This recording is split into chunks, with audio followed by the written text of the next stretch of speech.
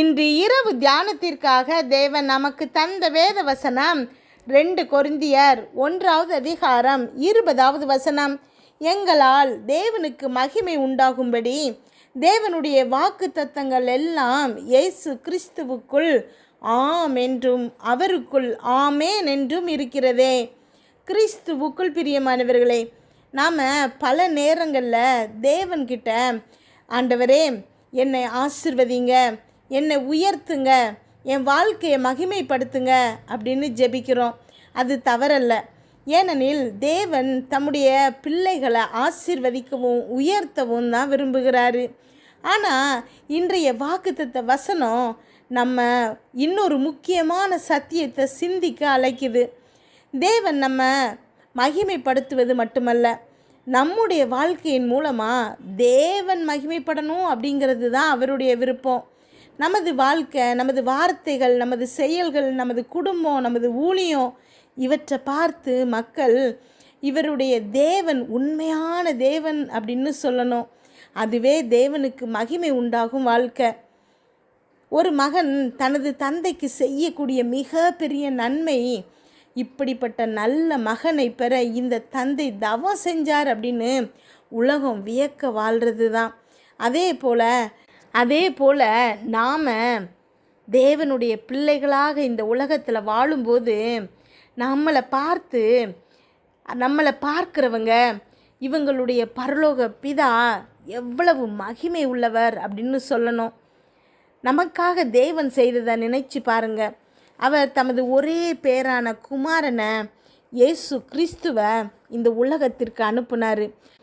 அவர் சிலுவையில் நமக்காக தன்னுடைய ஜீவனை கொடுத்தாரு. நம்முடைய பாவங்களை மன்னித்து நித்திய ஜீவனை அளித்தார். இவ்வளவு பெரிய அன்பை வெளிப்படுத்திய பிதாவை நாம் எப்படி மகிழ்விக்கலாம்? அதற்கான பதிலை இயேசு கிறிஸ்துவே தமது வாழ்க்கையின் மூலமாக நமக்கு காட்டியிருக்கிறாரு. அவர் ஒருபோதும் தம்முடைய சித்தத்தை செய்யலை, எப்போதும் பிதாவின் சித்தத்தை தான் செஞ்சார். அவர் சொன்ன வார்த்தைகள் பிதாவின் வார்த்தைகள், அவர் செய்த கிரியைகள் பிதாவின் கிரியைகள், அவர் வாழ்ந்த வாழ்க்கை பிதாவை மகிமைப்படுத்தும்படியே தான் இருந்துச்சு.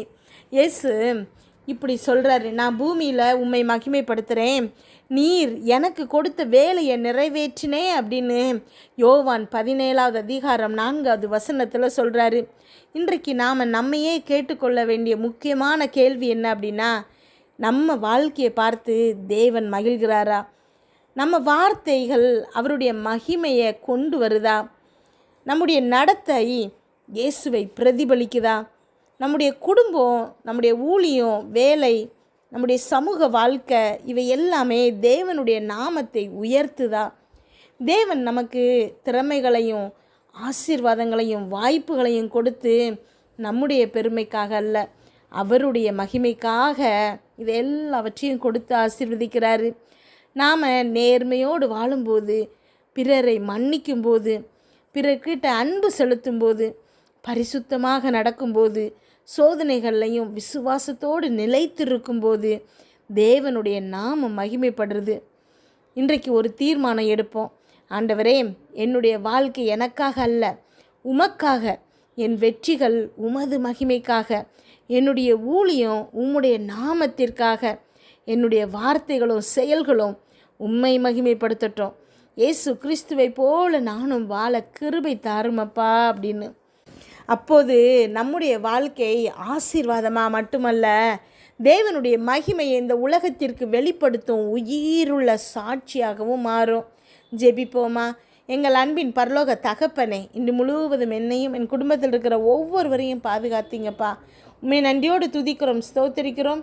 இந்த இரவு வேளையில் எங்களுக்காக நீங்கள் கொடுத்த வார்த்தைகளுக்கு நன்றி. ஒவ்வொரு பிள்ளைகளையும் உங்கள் கரத்தில் நான் கொடுக்குறேன் சப்பா. அமேன்.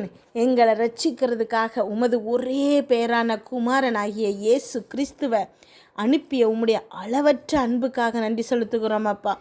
அப்பா, எங்களுடைய வாழ்க்கை உம்மை மகிமைப்படுத்தும்படி அமையணும்ப்பா. அமேன்.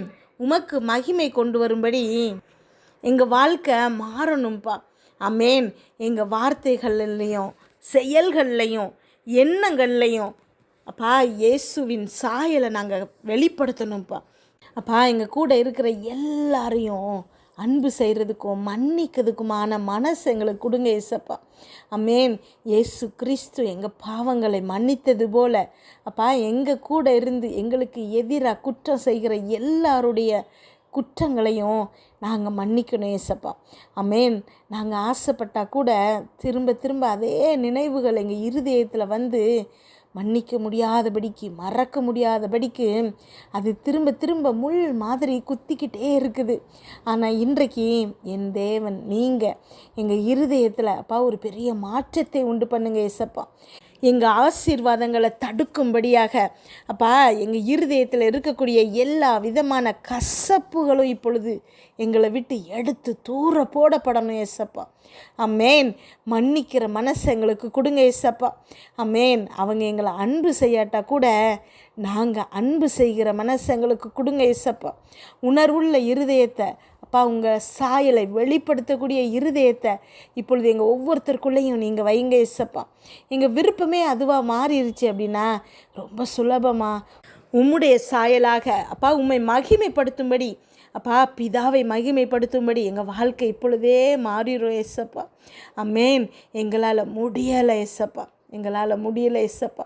கண்ணீரோடு ஜெபிச்சிட்ருக்கிறாங்க. எவ்வளவோ முயற்சி செய்தோம், முடியலைன்னு சொல்லி. ஆனால் இன்றைக்கு அதை முடியும் அப்படின்னு நீங்கள் மாற்ற போகிறீங்க ஏசப்பா. ஆமென். முடியாத காரியங்களை, எங்களால் செய்ய முடியாத காரியங்களை அப்பா உம்மால் செய்ய முடியும்ப்பா. உம்மால் ஆகாத காரியம் ஒன்றுமே இல்லைன்னு வசனம் சொல்லுதுப்பா.